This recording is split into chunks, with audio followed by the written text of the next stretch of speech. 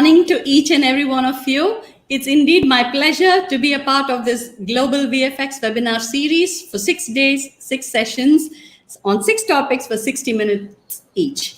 Today is our final day. I now take the privilege of introducing our special guests of this morning for the topic VFX, virtual production and career counseling. Our first guest, he's a forerunner in the field of VFX and virtual production. Having started his career as an assistant cinematographer, he's grown to becoming the business head of prestigious studios in the US and Canada. He's currently the business head of iGene International in Vancouver, Canada. It would be great to listen to him on his inputs on virtual production. Welcome, Mr. Daniel Mulligan. Good morning. Welcome, and thank you for joining us. Thanks for the introduction. That was wonderful, and it's a pleasure to be here. Thank you. It's our pleasure to have you here. Our second guest, having started his career as a roto artist, he then became a compositor, and then he took charge as a production coordinator, VFX supervisor, and now he's the head of production. This simply shows how hard work can help you climb the ladder when you have the talent and inclination to grow. Happy to introduce iGene's John Varghese. Hi, good morning. Good morning to everyone. Good morning, John. Welcome and thank you for joining us, John. Thank you, ma'am. Thank you, Danny. Thank you, John. Our third guest, having started his career as a VFX artist, he's become a compositor and supervisor for domestic Indian films. He then handled international film projects, and now he's a VFX producer in iGene.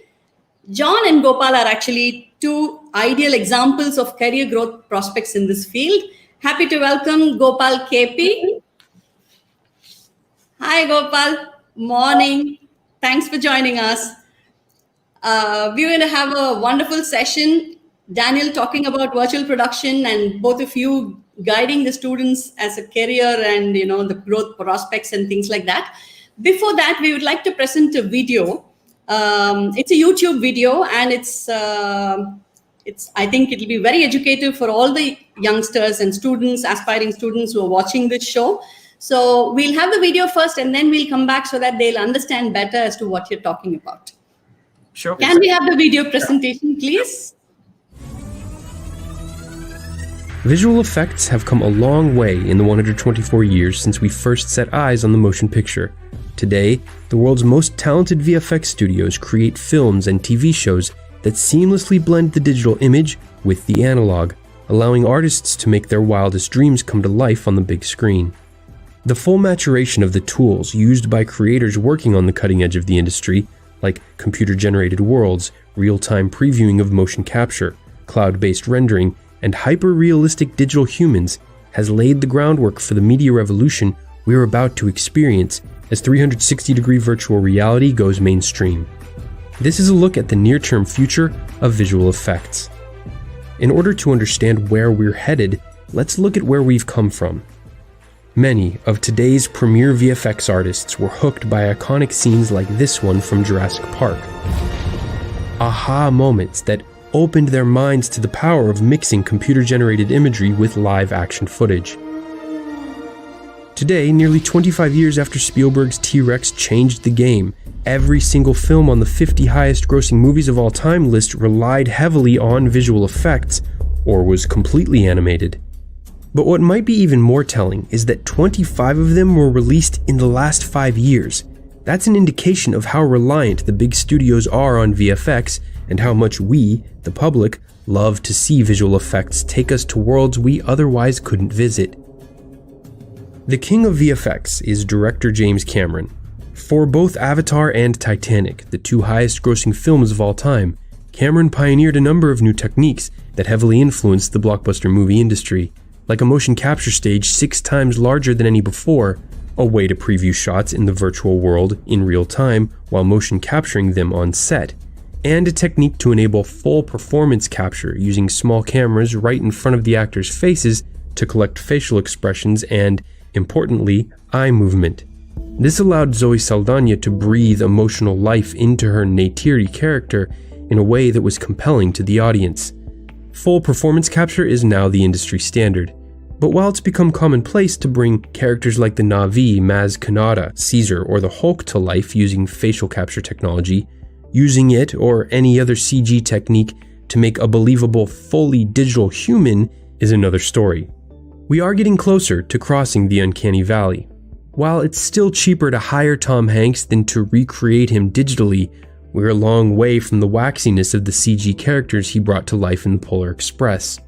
So far, the most lifelike use of digital humans was Rogue One's resurrection of Carrie Fisher as Princess Leia and Peter Cushing as Grand Moff Tarkin.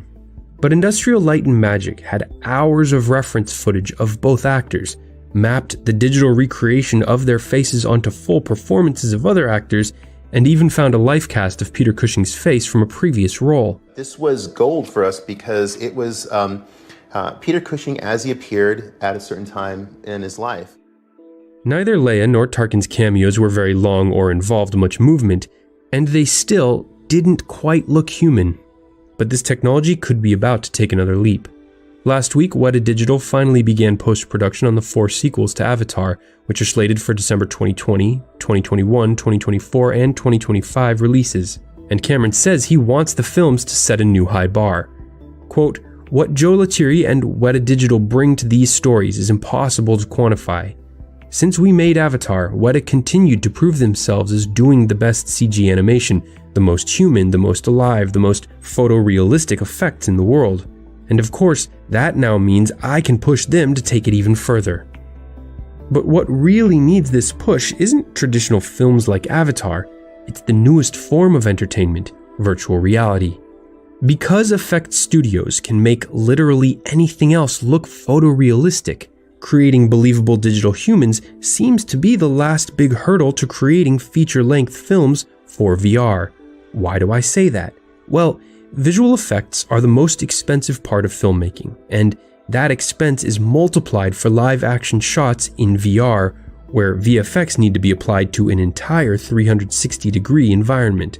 Plus, there aren't anywhere near enough paying customers right now of virtual reality content to make a VR-only live-action film with a budget in the tens of millions of dollars worth it, let alone hundreds of millions of dollars. So, to help bridge this huge gap and demonstrate what's possible, Google created a series of short films called Spotlight Stories, each made to be viewed in 360 degrees. But in the entire 2 years of the project, only one of them has been live action, the 5-minute film Help. For a first-time effort, it's a pretty entertaining experience, although it does feel more like a ride at Universal Studios than a film.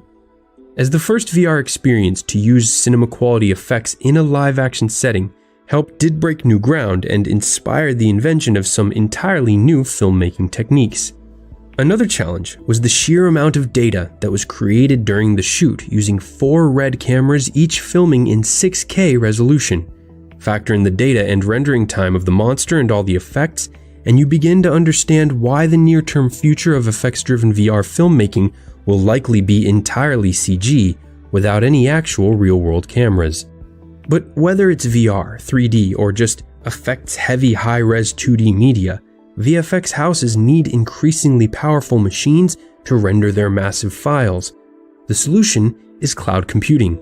The company Atomic Fiction saw this trend early on and became the first studio to render the effects for an entire big-budget Hollywood film, 2012's Flight, entirely in the cloud.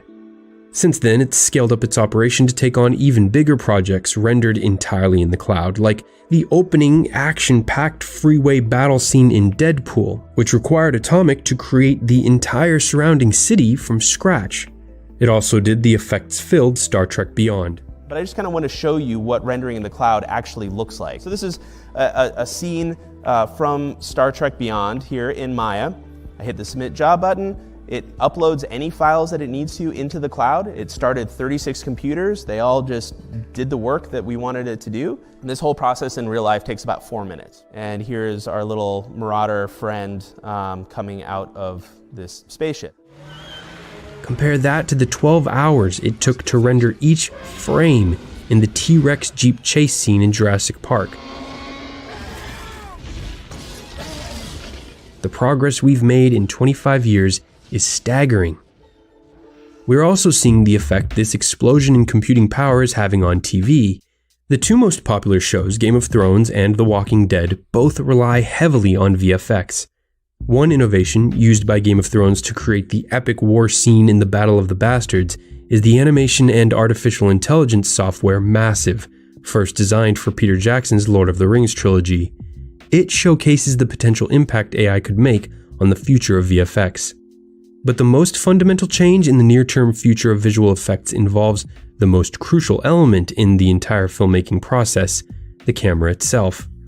Litro Cinema, developed by former Stanford University researcher Ren Ing, is a camera system that uses light field technology. Light field not only captures the intensity of light in a scene, which is the information captured by conventional cameras, but it also records the direction the light rays are traveling in space. Litro Cinema offers the ability to focus anywhere in your scene. You have the infinite ability to focus and create any aperture or any depth of field. With Depth Screen, it's as if you had a green screen for every object. But it's not just limited to any one object, it's anywhere in space. So what's the catch? Well, the amount of data captured by the camera is huge. Litro Cinema is the highest resolution video sensor ever designed. Every frame has 755 raw megapixels, 16 stops of dynamic range, and we can record at up to 300 frames per second. The adoption of light field cameras will also accelerate thanks to the cloud. That's exactly why Litro partnered with The Foundry, the company behind the popular VFX software Nuke. Together, they created Ilara, which revolutionizes the entire project pipeline by centralizing every part of post-production in the cloud. The files, the software, the computing, all of it.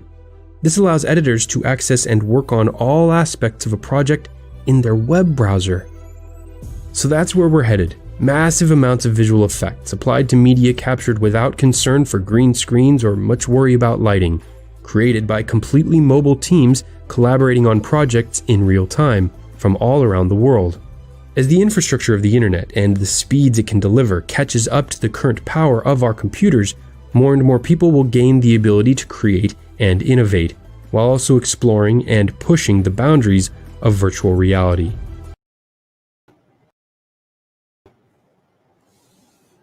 Wow, what a wonderful video. It's got goosebumps. Now, students, you can watch this video on YouTube. It's available. And if you say Future of VFX, you'll get to see this and many more videos. Daniel, after watching this, I think they'll be able to understand better what you're going to talk about. So my first question to you would be, what is virtual production? Tell us your journey with virtual production to date.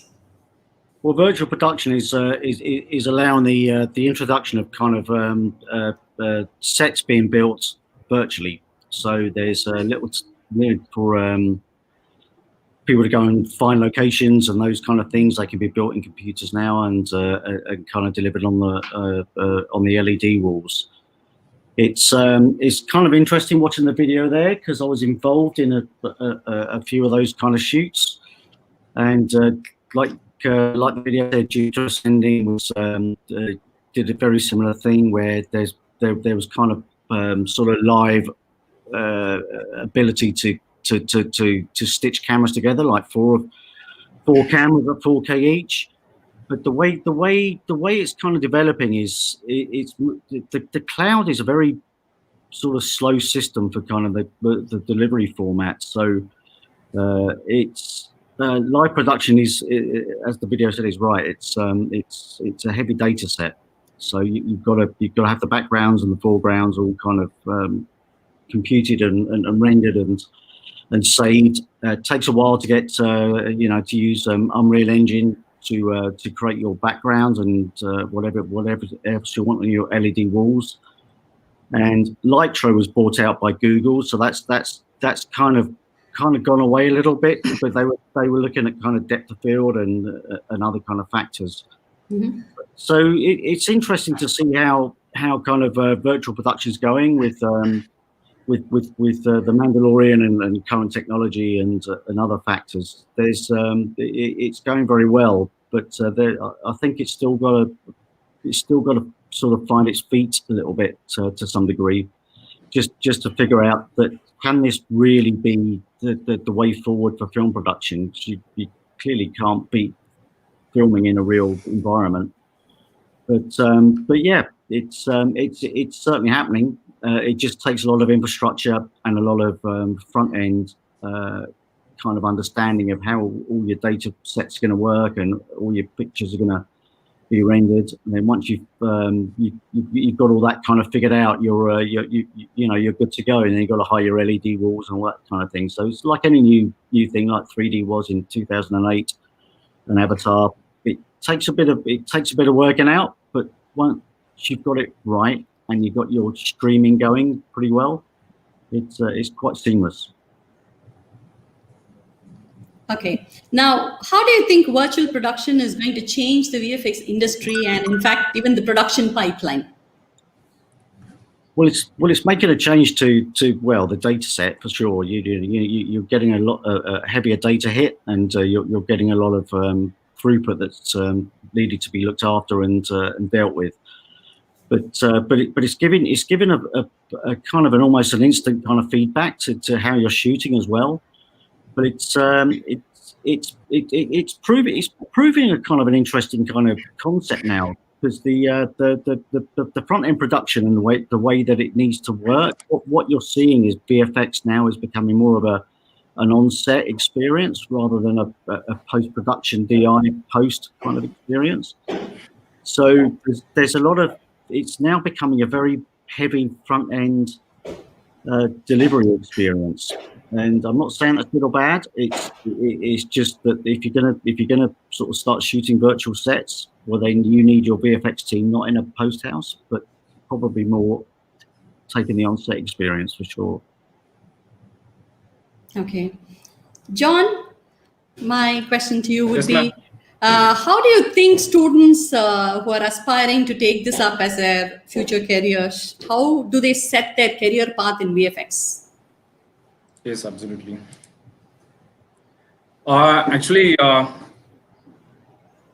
those who are pursuing a career in VFX industry, students, they need basic knowledge when they're going to join in the VFX school. Okay. Before they join, if they have basic knowledge, it is very useful for them. They can pursue their career easily. Some students, when they come for the counseling, maybe they have very less knowledge about the VFX industry. Some people, they say that, Sorry to interrupt. What would be the basic knowledge? Yeah, basic knowledge, it means that if you have knowledge in Photoshop or Silhouette and basic knowledge in, it's like a basic compositing or else you have to edit the images. It's good to be an artist also, right? Is it necessary to be a good artist?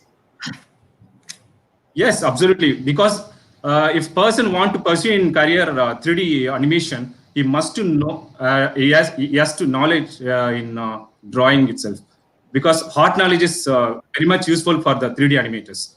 You can't just come and you can't do the animation or you can't create a modeling. So these are all important for the students. And once they come into that VFX school, they have to concentrate on their own interests. Because if I'm myself, I would like to say, I thought that I want to be a compositor. And before that, I grabbed so many videos I saw, and I saw some films also, and I learned compositing, what is basic compositing and all. So when I joined in my first organization, when they were teaching about the compositing, I can easily learn about that. Because without any zero knowledge, if you come with that, there you can't, in the school, they won't take from the zero level. I mean, they will start from the basic level only. So I would say to the students that you must learn and learn, not only learn, you can see the film also. For example, so many VFX films are available in the net, and you can see CG works and making also. For example, 3D animation making and VFX making. It's wonderful. It teaches almost, it will clarify your doubts there itself. So when you come to the school, you can ask doubts, you can clarify, you can learn much better than, Instead of coming blindly, you want them to come a little prepared to what they're going to. Yes, ma'am. Another important thing is, they have to practice in the home. school teachers, they will push you, they just push you. But when you come to home, you have to learn a lot of things. You have to practice yourself. And initiative is the most important thing. And one more rule I like to say that training yourself instead of expecting knowledge. Someone will teach me. Someone will give me. They will give me. What do you say? Self-taught. Self-thoughts like that. So instead of that, after completing your day, when you come to home, you have to recap that all the teachings subjects. This is very clear for you. When you go to second day, you can ask question, or else you can go to the next chapter. This is very useful for the students. Okay. Because it's a vast industry, Absolutely, yeah.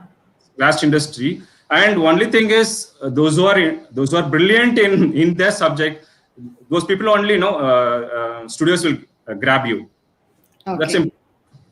Okay. Gopal, can you hear me, Gopal? Yep. Yeah.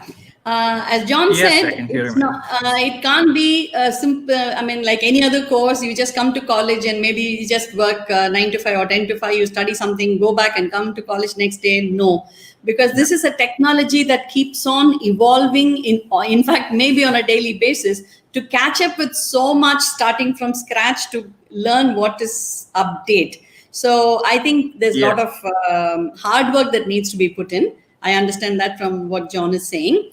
Now, I want to understand from you, you started your career as an artist, but how was it working in Indian films? And you've also worked in international films. Can you name some films, or if possible, or you can just quote some experiences of yours working in Indian films and international films on VFX? Yes, I've worked for many Indian movies. When you talk about domestic movies, it was in 2010, actually. 2006 to 2010, I worked in domestic movies. Many of, Vetayadu Vilayadu, then many Reggie sir movies, then Vijay sir's movies, I worked for that. But when you talk about domestic movies and international movies, there is a drastic difference, like quality wise, or the 100% of quality if you want to achieve in our job, and if you want to get satisfied with our job, means like obviously we have to jump for international market and we have to work in it. So if you talk about the movies, that's it. I had a wonderful experience working with some of the best studios in Chennai, and I worked with all the superheroes of Tamil, and I worked superheroes of Malayalam also. And in international, like we work with Deadpool, we work with Avengers, we work with Mission Impossible. Some of the best movies we got an opportunity to work. Yeah.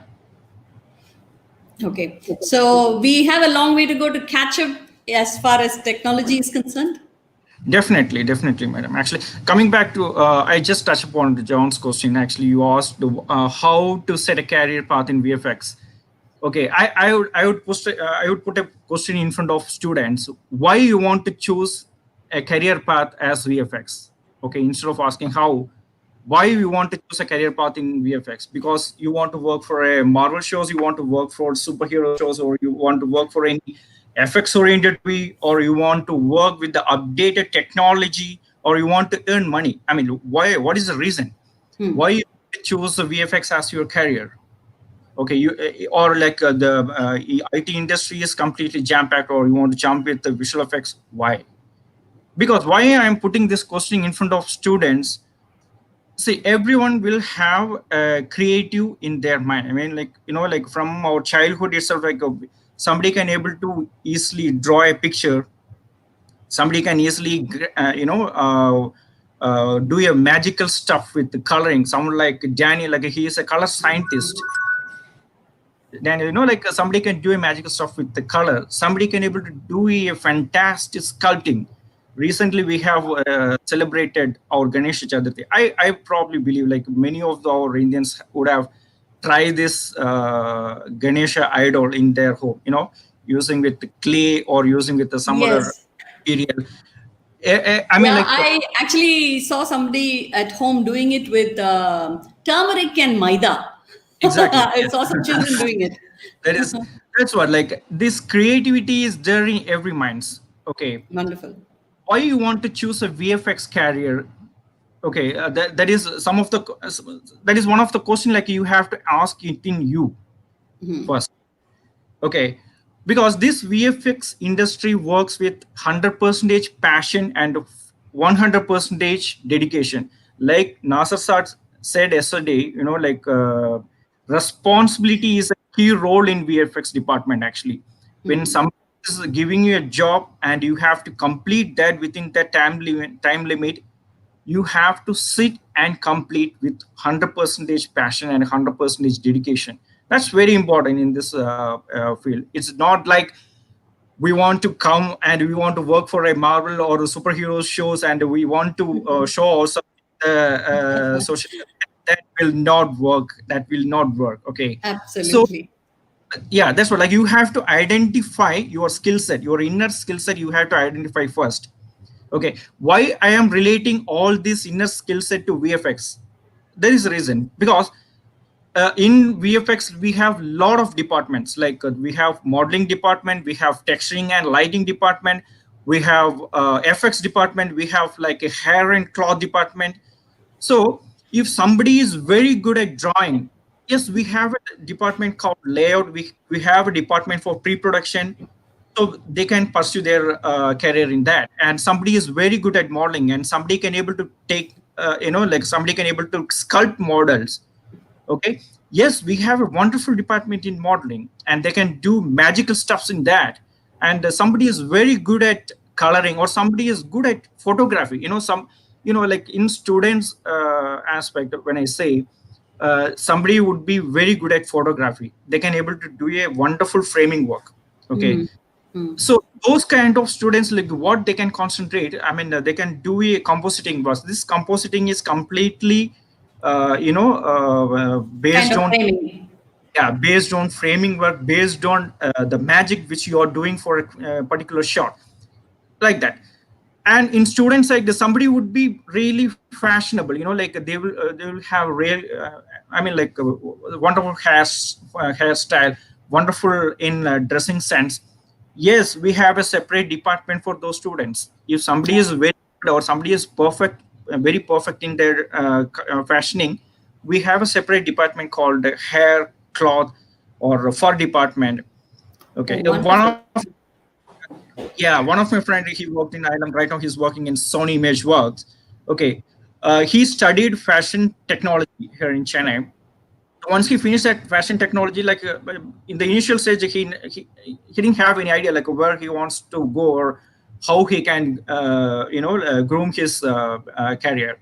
Then he had chosen this media technology. I mean, like our media, I would say. Then he got a wonderful opportunity to implement all his fashion ideas into VFX technology. Actually, I would say. Right now, he is working in Canada. He is in Sony Image Works, and he is a for specialist. He is a TD, actually, I would say. Wonderful. And there is one. He is a. That's what I'm just giving you an example to the students. Like, if you're very good at drawing, if you are very good at taking pictures, yes, we have a wonderful opportunity. There is a role for everyone, you're saying. That's wonderful. Yes.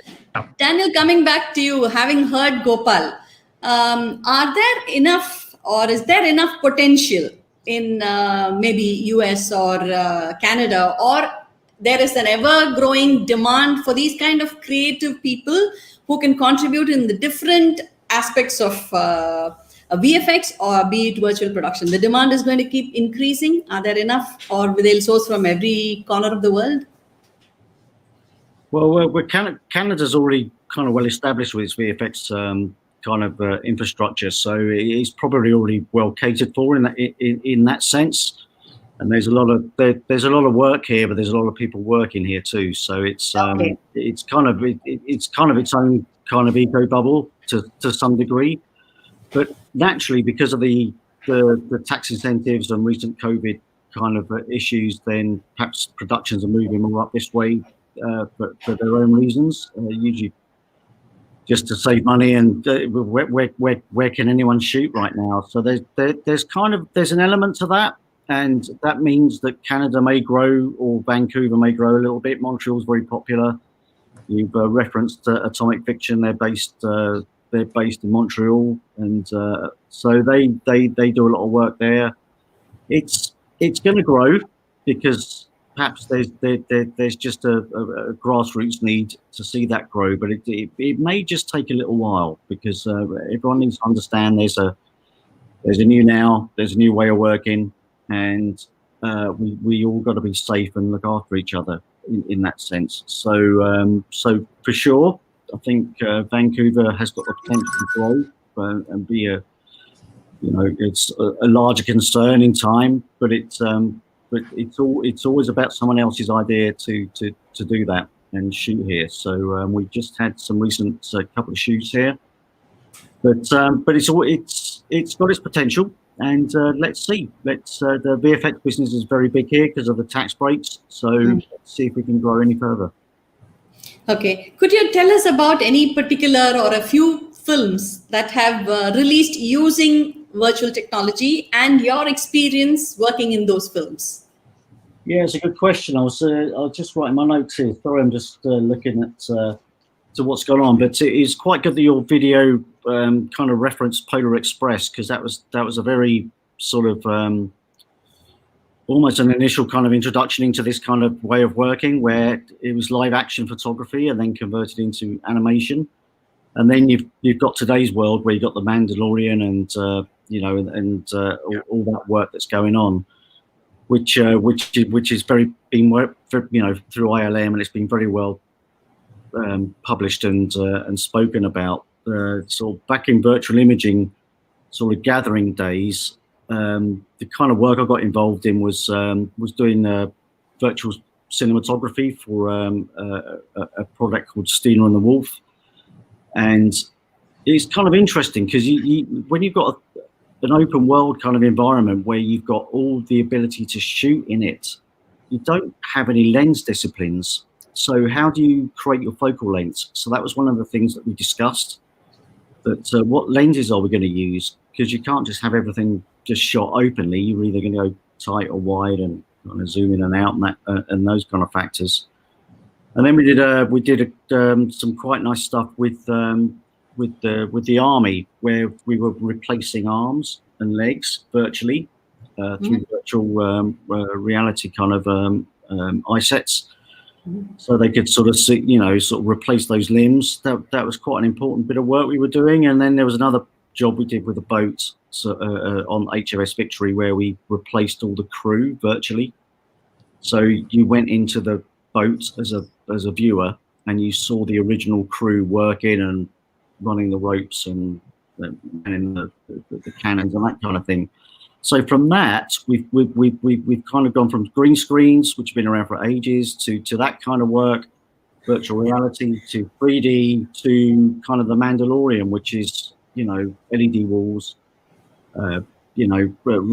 Virtual production probably is what that represents right now. Is all those backgrounds, all those sort of virtual kind of environments, which gives you the chance to create. Volumetric is one of the elements. It's small. Perhaps it's smaller crews. Perhaps it just saves a bit of money here and there, but it's still quite an expensive front end operation to instigate. So it's down to the production to decide, how things kind of equal out from there. But it's growing, and as you've suggested, as computer power grows and things get cheaper, it will just grow and grow and grow for sure.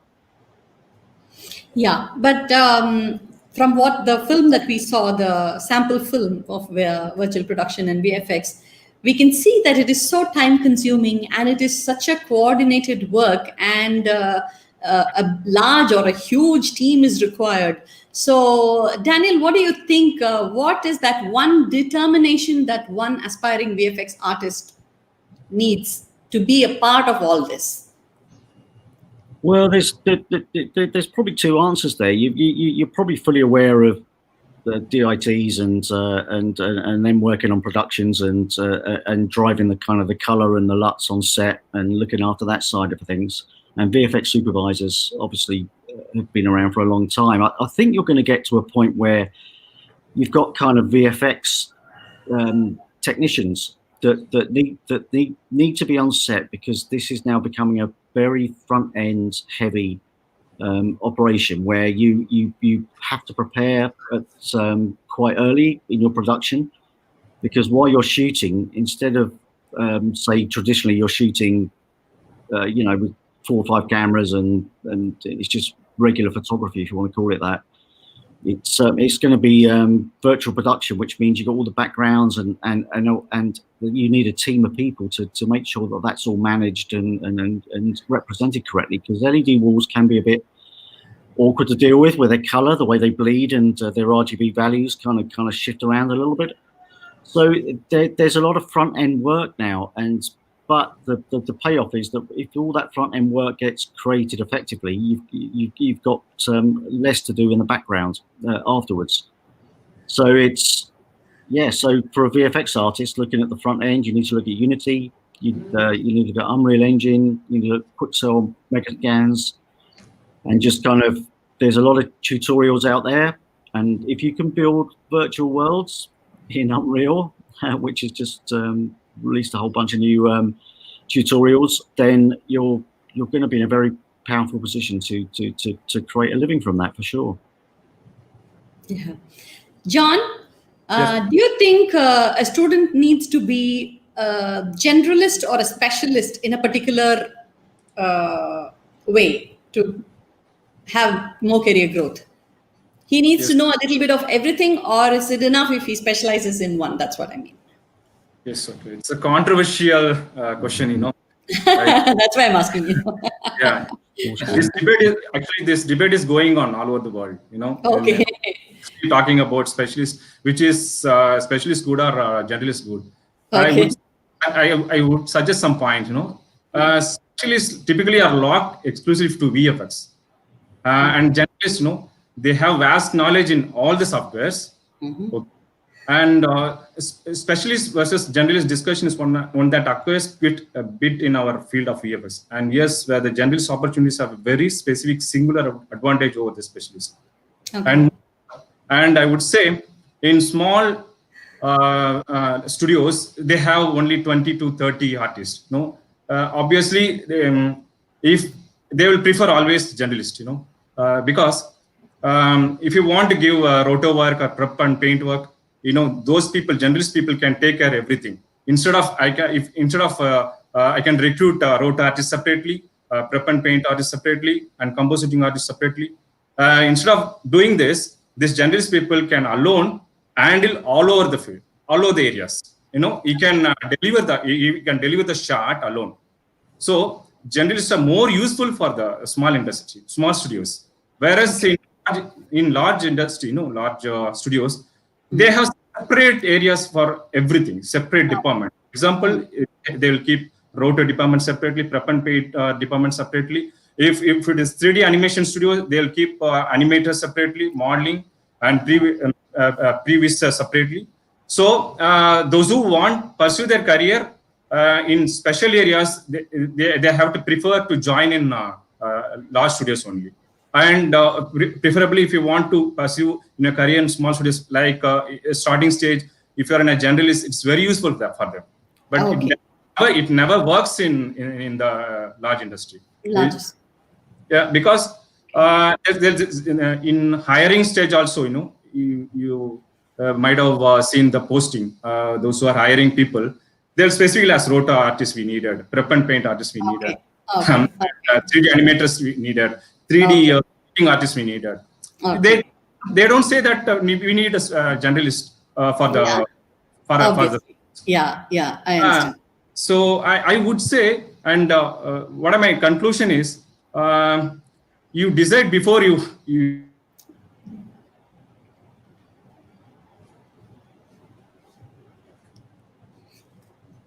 I think there's a small technical error in his. Yeah. Gopal, just want to Yes, know, ma'am. do studios hire freshers and what is the nature of their scope? Yes, we do hire freshers in our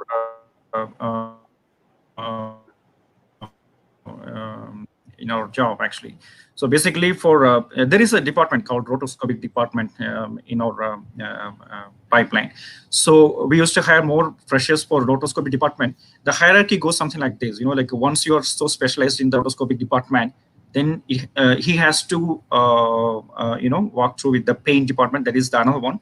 So once he is specialized in the roto and paint, then only he can move to the compositors. Okay. So, but there are some studios in domestic side, like they are recruiting junior compositors as a fresher.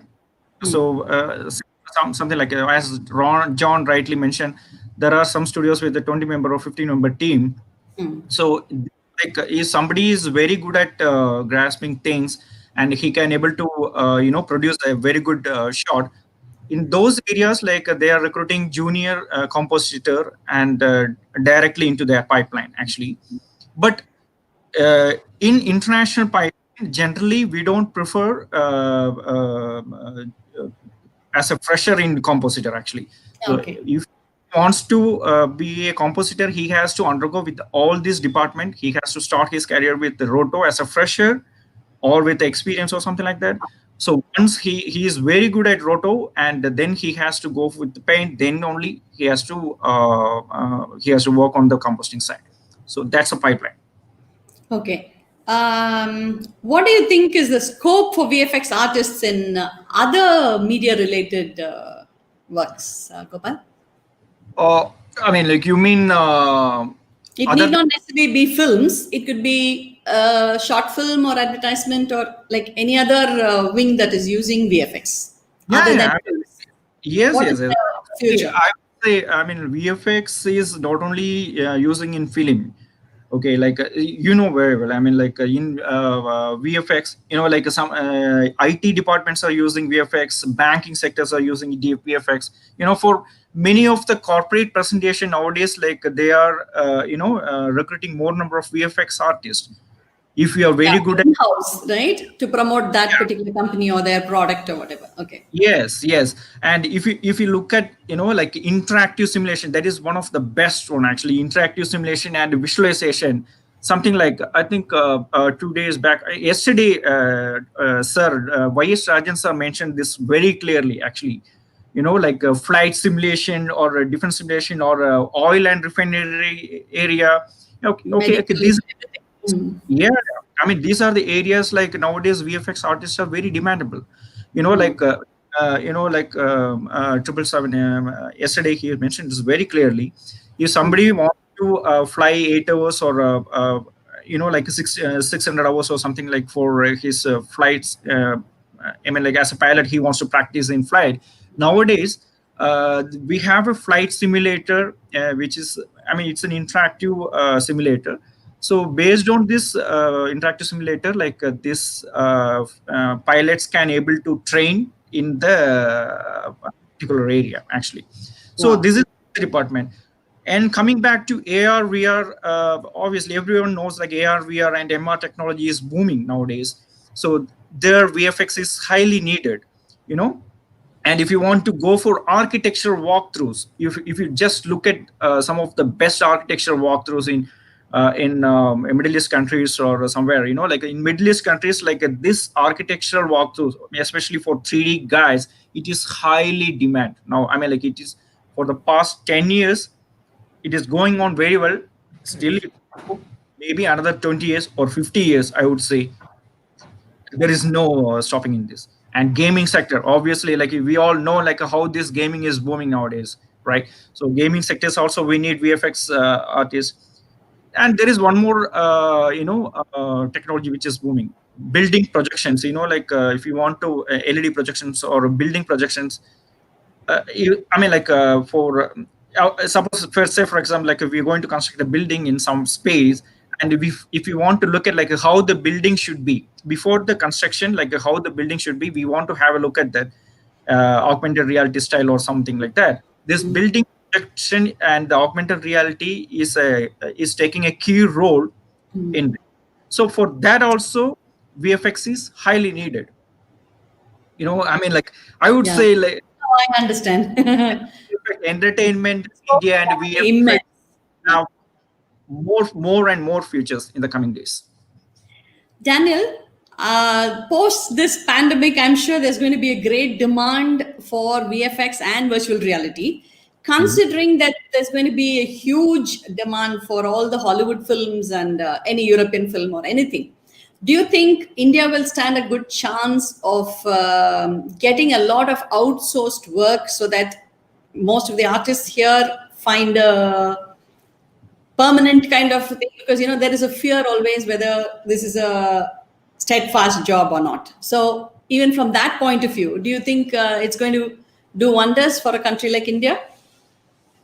Well, it's an interesting question because it's the VFX industry is quite volatile, and it's a lot of short-term contracts and all other factors. So whether it works in India is up to the industry. It will always sort of figure itself out like water. It will always kind of find the quickest routes out of a room. So how the kind of future of filmmaking and virtual production and other factors get delivered and derived. You know, Australia's growing again, and it went away a little bit. And obviously with Canada, there's a lot of tax incentives here. So it's not an easy one to answer. But yeah, for sure, it's if the work's there and the artists are there to support it, then of course it could be anything it needs to be or wants to be. Stands to reason. Okay, so you look at it as the industry that is going to boom in spite of all odds that we've had in the past few months, right? Well, there's no reason for it to boom. It's all the tentpoles that are being released right now have already been shot like a year or two ago.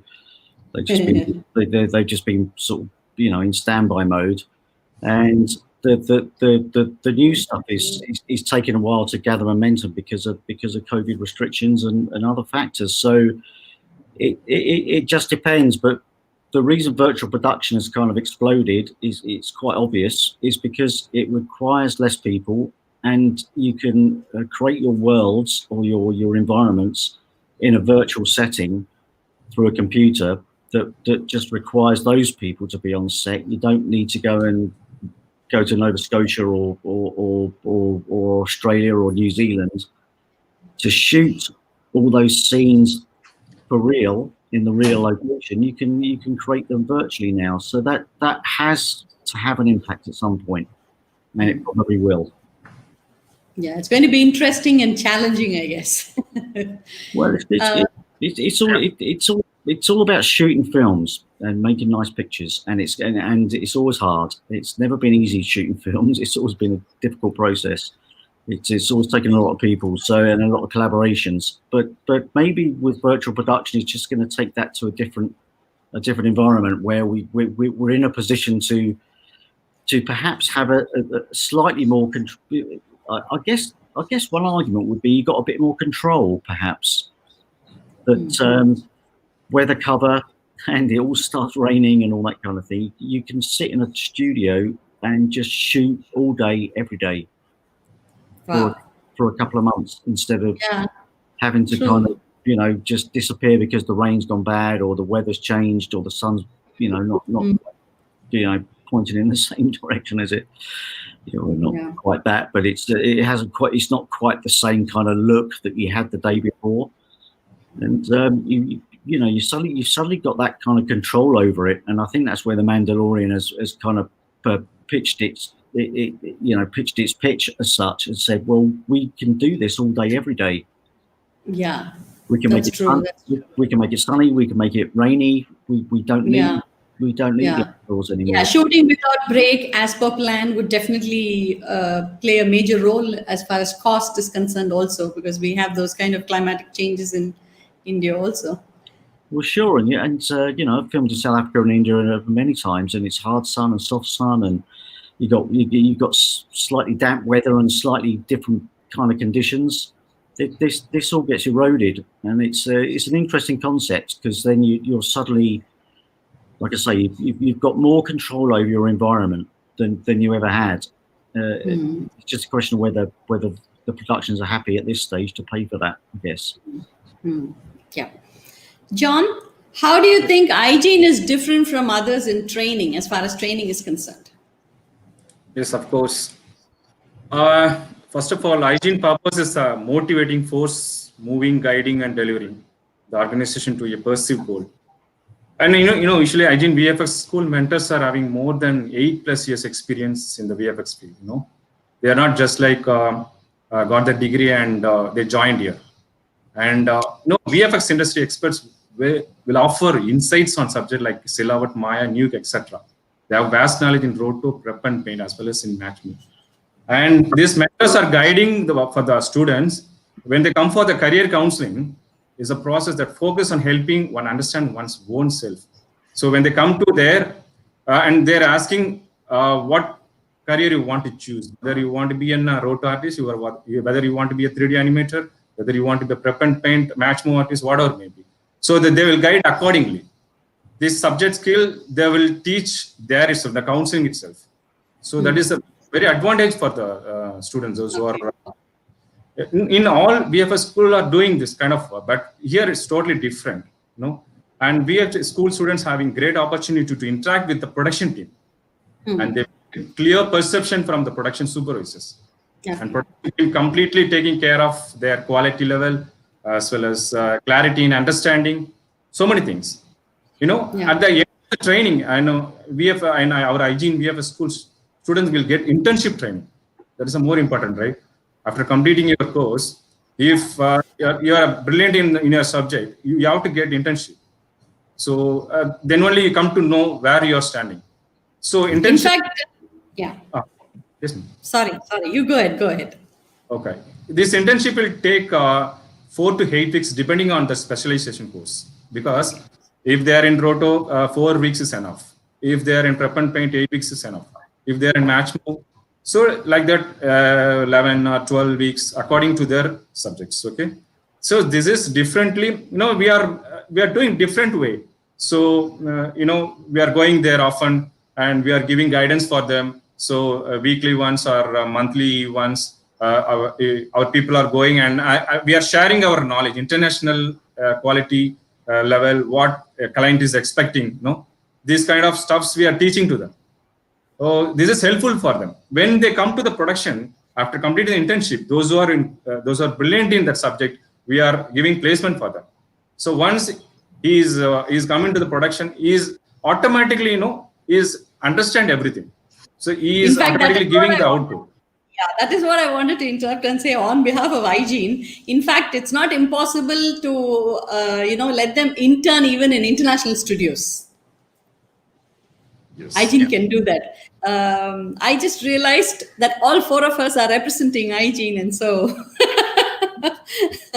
for the first time in the 6 days, I think all of us are from iGene. So I wanted to give that input just in case you missed, but you covered that also. So if students want to intern in Canada, I can talk to Daniel maybe and get him there. Gopal, what would be your one single mantra for students who are aspiring to become VFX artists or aspiring to be in this field? It's very simple, madam. Actually, like just one simple mantra means like they have to concentrate their inner skill, which I mentioned very early. Yeah. So the thing is, here, as John rightly mentioned now, like here, the recruitment process for a student is not happening just like that. We are just testing their first level skill. If they want to pursue their career in VFX, like what is their level when they are joining as a student in iGene. Okay, so those kind of measurements we are taking it here.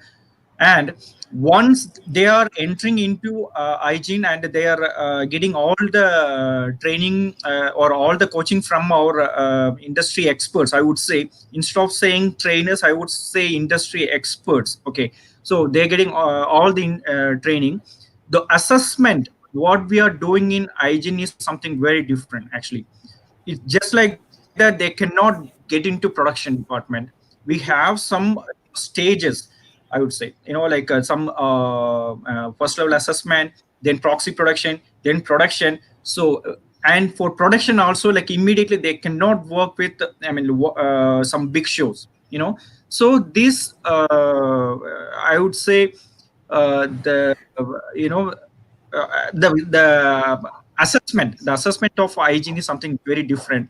So if you want to be a very good VFX artist, first obey with your inner skills. Okay, if you have any drawing skills or something like that, please be expert in that. Start getting like more there are more and number of videos which is available in YouTube. If you want to be an expert in drawing, if you want to be an expert in modeling, if you want to be an FX artist or something like that, you have n number of videos which is available nowadays. When we were working, or when we were entering into this VFX department, we used to ask each and every questions to our seniors. Okay, what is this tool is all about, and how we can like something expert in modeling or something like that. Now this is not the case. You have everything available ready in the YouTube. Only thing is, like, you want to put your time, and you have to learn everything. That's it. You need to have that real passion and dedication. You have to live with VFX. That's a real mantra, I would say. You have to VFX. Okay. Yeah. Daniel, my last question to you before we wind up. What would be your one single advice to aspiring students, youngsters who want to take up VFX or virtual production as their career? Well, just it's a hard business to be involved in, for sure, and it's not an easy ride. It's difficult. It's short-term contracts at the moment, and other factors like that. But my advice would be, I guess you need to understand the software. So you've got Uke and Maya and Houdini, all the rest of it, Shotgun and other kind of. There's quite a lot to kind of pick up there, but find your discipline. Find the thing that kind of makes you gets you fired up, because there's a lot of VFX work out there, and there's probably about sort of 8 to 10 different departments that you could work in, DPM and match moving and other and roto and all kinds of other areas. If there's a particular area that you've got a passion for, then passion will always play out, for sure. If you can show that, then it will work. Other work now is getting into virtual production. Is getting more on set, and that's a different proposition, because the hours can be very long, and you've got call sheets and all that kind of thing. Whereas working behind the closed door, you're really just kind of under a normal contract and full-time employment. But it's find your passion, find the passion that drives you. Passion always tells. My passion was colour, and I've made a good go of it. So find what you enjoy, and enjoy it as best as you can. It is a hard journey, to be fair, and I'm not going to say it can be fun all the time, but it's rewarding, and it does. Very rewarding. That's exactly what our profession offers, right? It is going to be a struggle, but the reward after the struggle, when you see something being created and being appreciated by everybody, the audience, then I think that's the best reward one can get. Well, there's a lot of factors involved in that, and don't forget, people choose this as a living for themselves. You don't get born into VFX, you decide to do it. So if you decide to do it, just do the best you can, put your best effort in, enjoy it for what it is, and then what your reward will be those pictures you see on the screen. Even if it's the hardest journey in the world to get the damn things up there. Yeah. When you look at the pictures, you kind of figure it out, and you go, wow, that looks amazing, even though my bit of it was like the tiniest little bit in the tiniest bit of the corner of that picture. But you still contributed, and you still made an effort to do it, and it's important because a lot of artists, a lot of the bigger VFX houses have 400, 500, 600 people sometimes when it was busy working for them. So we all do our little bit, and some are at the top, some are at the bottom. It's just normal. But if you find your niche and you find your passion, then that's the kind of the thing really. It kind of overrides a little bit of the other stuff. So just decide it for you, and it's the route you want to take. And if you enjoy looking at those pictures at the end of the day, that can be spectacular. To be fair, they sometimes you're surprised yourself at how good they look. But that's the payoff. Yeah. In fact, there is a saying in Tamil when they make films, the producers and the directors call themselves parents of every project. That they call it a baby. Every film is their baby, is what they say. So they don't compromise on anything. They give it their best. Well, it's hard, right? And we know what front end photography is like. You've got 200 or 300 people. You got focus pullers. You got cameras. You got lenses. All that stuff that goes into it, and then the VFX in the background. It's not in the background, but picking up the work and doing all that linear stuff and working hard and creating the right images. It's sometimes you just have to think about the pictures, and when you see them, it can make a lot of sense, even though it's possibly been a 1 year dreadful journey to get there, and it's been long hours and absolutely and kind of lots of fighting but it's a collaborative experience, and it's artistic, so everyone has an opinion on it. So it's so find your that's passion. fine. Yeah. Opinions are welcome. Well, what do you do? That's Thank you so much. It was such an interesting session that we've actually gone a little beyond the time also, but I'm happy about it.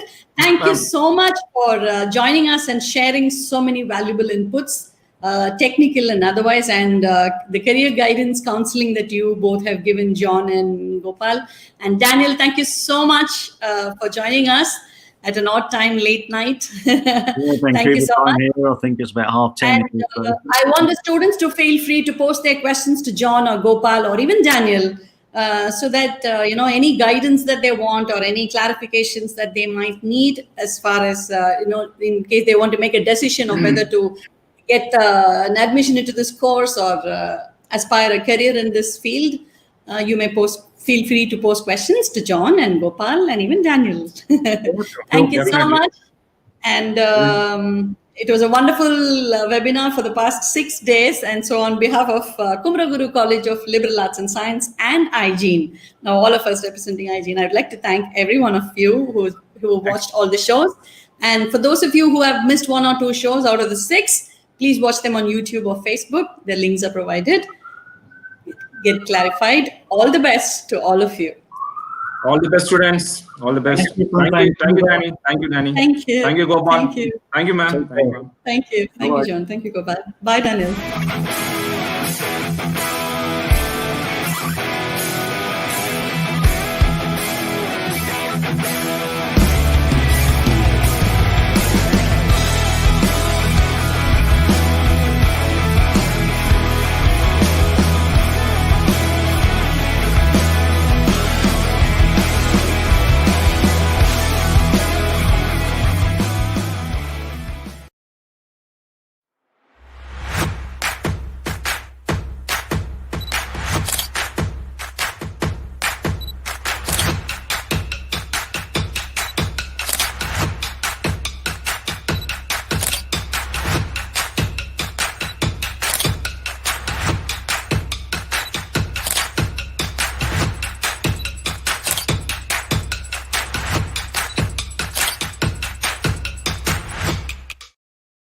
Kumaraguru College of Liberal Arts and Science collaborates with iGene to offer a 1-year PG diploma course in visual effects.